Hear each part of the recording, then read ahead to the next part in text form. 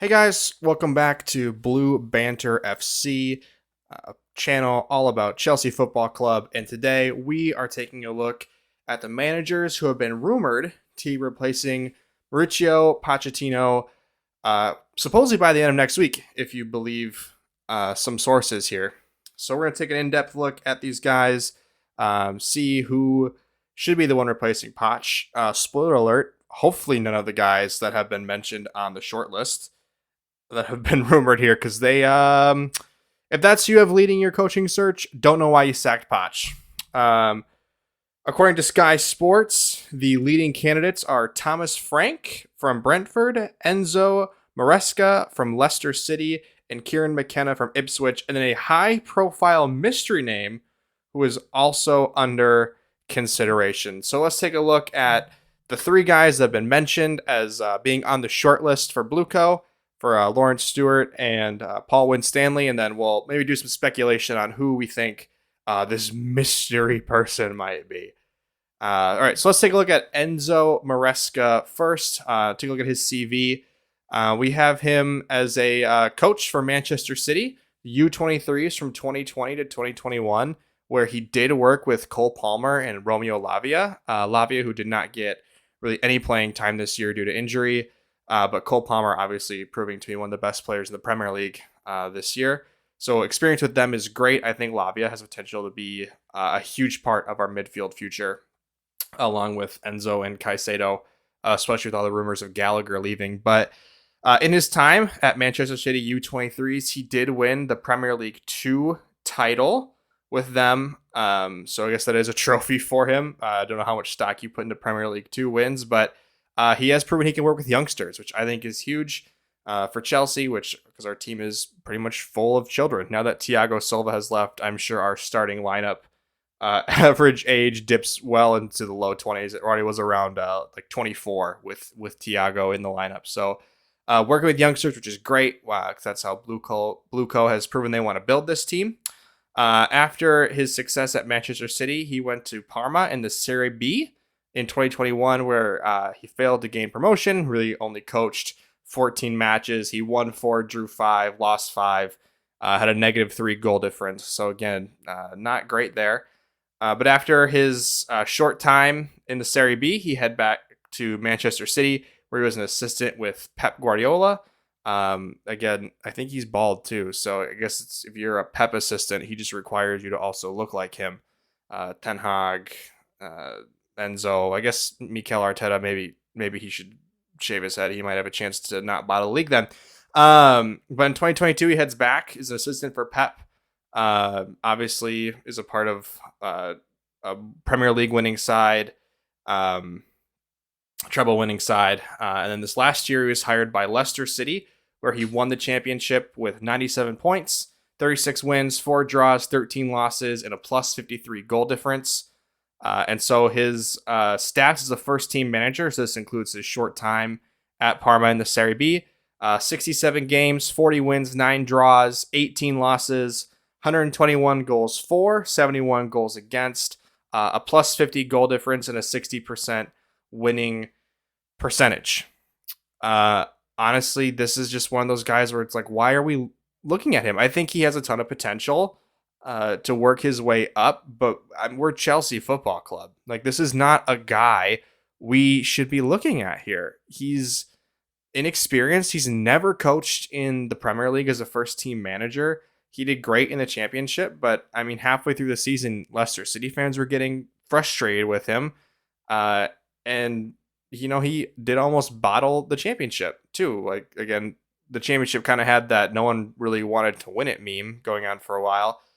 But again, this just isn't a guy I think we should be looking at as one of the biggest clubs in the world. We're not Real Madrid, but we're a big club. Why are we looking at a guy who's never coached the Premier League? So interesting that he has been rumored by multiple sources to be one of the leading candidates. And the other leading candidate is Kieran McKenna from Ipswich Town. So a quick look at his CV. He was a youth coach at Spurs, Leicester, Nottingham Forest, and Vancouver Whitecaps over in Canada. After he graduated college, he was the head of academy performance analysis at Spurs, where he coached the U18s as well. After his time at Spurs, he did end up going to Man United, where he coached the U18s to a Premier League Northern Division title. So another guy who's proven that he can work with youngsters. Then he stayed on staff under Ole Gunnar Solskjaer and Ralf Rangnick. He was assistants to them. Obviously, maybe not wanting to be connected to United during that time when they've kind of, been on the decline for a while, especially under Ollie and Rangnick. But after his time at United, he was hired by Ipswich Town in December of 2021 in League One, where he finished his first season in charge in 11th place, obviously taking over in December. Didn't coach the whole season, so took over and finished in 11th. And then in 2022 and 2023 season, he gained automatic promotion to the championship after finishing second in League One behind Plymouth Argyle with 98 points. In that season, he had 101 goals for, 35 goals against, with a positive 66 goal difference, which that goal difference was the best in the league by 22 goals. So a very impressive attacking and defensive season from Ipswich. And then this last year, kind of the fun miracle story, he gained automatic promotion to the Premier League after finishing second behind Enzo and Leicester with 96 points, only 1 point behind them. With a 92 goals for, 57 goals against, positive 35 goal difference. They had the most goals in the league, but a far leakier defense, which I think, would make sense from a team that just got promoted from League One. So to score that many goals, I think is really impressive. Also of note, he did work with Omari Hutchinson, who was a Chelsea loanee, who looks like it could be part of our future. But if we know Blue Co, like we know Blue Co, they don't see him as the future. They see him as pure profit. So during his time at Ipswich, though, over the last 3 seasons, he's coached 131 matches, 75 wins, 36 draws, 20 losses, 193 goals for, 92 goals against, which is a 101 goal difference, and that's a 57% winning percentage. Another up-and-coming manager who I think could be a big deal in the Premier League or world football in a few years. But again, this is an unproven guy. And I know if you listen to the sporting directors, all the leaks that's coming out is saying we want a young, exciting manager like Xabi Alonso. But I think what Blue Co fails to realize is that Xabi Alonso's don't grow on trees. That's why he's one of the most sought after coaches in world football right now and is probably going to Real Madrid after next year. They're just rare. You don't get young, exciting managers who are able to do incredible things every single year. You don't just take shots on these guys and pray it works. So I don't know. I'm not in favor of Enzo or Kieran or this third guy we're about to talk about, Thomas Frank. This one makes less sense to me. You say you want young and exciting, progressively minded coaches. That's not Thomas Frank. But really quickly going over his CV, he coached the Denmark U16s, 17s, and 19s from 2008 to 2013.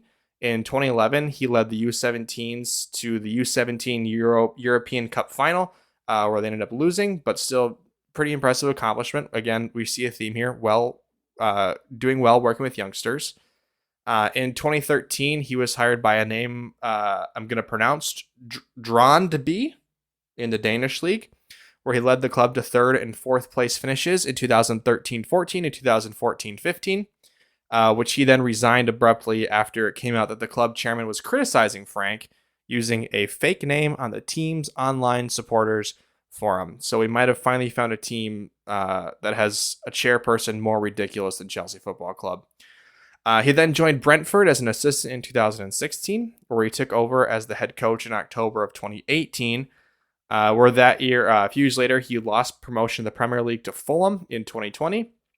However, in 2021, they did reach the Premier League, not by automatic promotion, but through the playoff after beating Swansea City. They also made the semifinal of the Carabao Cup, which is pretty impressive, where he finished, he finished 3rd in the league, 1 promotion after beating Swansea. But then in the 2021 and 2022 season, his first year in the Premier League, they finished 13th. 2022-2023, so last season they finished 9th, and this last year they finished 16th, 13 points clear of the relegation zone. But again, that was without missing star striker Ivan Toney, who has also been linked to Chelsea. Another interesting link to Thomas Frank. We did just hire Brentford's set piece coach, so someone who has worked with Frank recently. So it's 2 Brentford links. I don't know. I hope they're not becoming our new Brighton, where we're just stealing everything from them. But in his time coaching first team football, Thomas Frank has 377 matches played, 160 wins, 97 draws, 120 losses, a 42% winning percentage in the Premier League. He was 162 goals for, 167 goals against, for a -5 goal difference. If their big knock on Pochettino was that he was leaking too many goals, which he was, that is a fair criticism, you're going to follow it up with Thomas Frank. Okay, interesting. None of those 3 guys. I think any of those 3 guys get hired, Chelsea fans are going to be irate. And honestly, this coach, whether it's Frank, McKenna, or Maresca, I think they don't get a free pass, but I think they'll be the most forgiven coaches in Premier League history, because the failure would be all attributed to Paul Winstanley and Lawrence Stewart's ineptness in hiring this coach. Your 3 guys that have been consistently mentioned as being linked to Chelsea are 2 guys who have never coached in the Premier League, 1 guy who only has 1 full year of first team coaching in Enzo Maresca, and Kieran McKenna, who has gotten back-to-back promotions, but again, he's not coached in the Premier League. He's not had to handle egos. He's not had to handle the egos of $100 million transfer fee players. And I just don't. I think all 3 of these guys are going to be way out of their depth. So let's move on. There's been a few reports saying there is a 4th name on the list, and it is a mystery person. So who could it be? So there's been some links to Michel, who just coached at Girona, who led them to Champions League qualification, I believe, for the first time in their history. Girona is another Citigroup team, so they're owned by the same group that owns Manchester City. We really love these Manchester City links too, I guess, with Enzo coaching at Man City. There's also been some links to Sebastian Hoeneß from Stuttgart, but I believe he's said that he's staying at Stuttgart. If he is available, he probably is one of my top choices. Again, he not a ton of experience, but he's done it in a top league. He finished, I know I don't think he'll be able to do this next year, but he finished above Bayern this year in the Bundesliga, just behind Bayer Leverkusen, who just had the best season of any European team ever, including the Arsenal Invincibles, in my opinion. And so, yeah, he'd be probably one of my first choices if you want a young, exciting coach. But he's not. I don't think he's leaving Stuttgart. They did have, if they would have had this season, they had the season they had this season last season, which is a nice little tongue twister there. They would have finished first in the Bundesliga. But, again, if my grandma were a Mustang, she'd be a car, right? Some other interesting links: Ruben Amorim from Sporting. For some reason, not high, from all the rumors we've heard, not high on Winstanley and Lawrence Stewart's list, which again, young, exciting coach, but Ruben Amorim's not on your list? Okay, interesting. And then some wild speculation from the internet. So these are some of mine, some of my speculations, ones I've read on the internet, from people who know absolutely nothing but try to claim they do. So some other potential mystery link persons. Xavi Hernandez from Barcelona. He was going to step away. They begged him to stay. He said he would. Now he might get fired. Really confusing situation going on in Catalonia. But Xavi Hernandez, I think, would be a decent hire here. Diego Simeone, another possibility. Again, I don't see him leaving Atleti. I believe he's the highest paid coach in world football. So I don't know why you'd want to step away from a job where you have no expectations. and get paid a ton of money. So not no expectations, but lower expectations, and still getting paid a ton of money to come to Chaos FC. Hansi Flick is a name that's been floated around. Again, I don't know. I doubt it. And then one I just read this morning was Zinedine Zidane. And it sounds like the sporting directors are wanting to have their hands in as much as possible, even with team training and tactics. That ain't going to work with Zidane. So I'm going to go with he's probably not on the list. And then last, the one who I think will be named Chelsea head coach, Roberto De Zerbi. It just feels imminent. We love Brighton so much. He was the hottest name in coaching coming into the season. Obviously had a tough year. Did go 0-4 against Mauricio Pochettino.